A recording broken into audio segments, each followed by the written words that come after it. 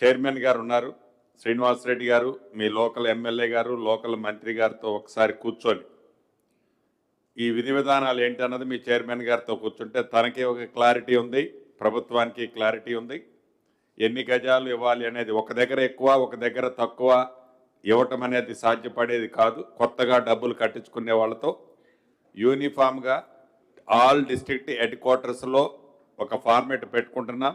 ఆ పెట్టుకునే సిస్టంలో అది కూడా 10 సంవత్సరాల అనుభవం ఉన్నోళ్ళ, 15 సంవత్సరాల అనుభవం ఉన్నోళ్ళ, 20 సంవత్సరాల అనుభవం ఉన్నోళ్ళ అనేది ఫేస్ మేనర్లో సీనియర్లకి ముందిచ్చి అది కూడా ఆ సీనియారిటీని బట్టి ఆ ఎలకేషన్ కానీ ఆ ఫైనలైజేషన్ కూడా మీ చైర్మన్ గారు శ్రీనివాసరెడ్డి గారు మీరు నిర్ణయించుకోవాలి. అది ఆల్రెడీ ముఖ్యమంత్రి గారు నేను ఒకసారి చెప్పాం.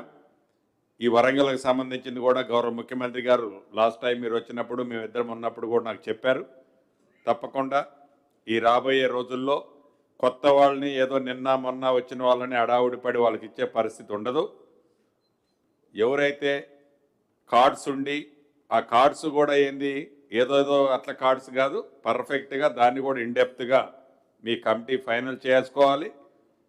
కుప్పలు తెప్పలుగా ఏదో వచ్చి నేను మీడియా మిత్రుల్ని అని అంటే సీనియర్లకు నష్టం జరుగుతుంది. అలా చేయాలన్నది మాకు ఉద్దేశం లేదు. కాబట్టి మీరు ఉన్న దాంట్లో జస్టిఫికేషన్ చేస్తూ మీ లిస్టు కంక్లూజన్ మీరు వీలైనంత తొందరగా మీరు చేసుకోండి. స్టేట్ వైడ్గా ఒక పాలసీని ఫైనల్ చేస్తాం. ఆ స్టేట్ వైడ్ పాలసీలో మీ కమ్యూనికేషన్ వస్తుంది. దాంట్లో ఎలా ఫిట్ అవుతారో ఆ ఫిట్ అయిన వాళ్ళకి ఫస్ట్ ఫేజ్లో ఇవ్వటం జరుగుతుంది.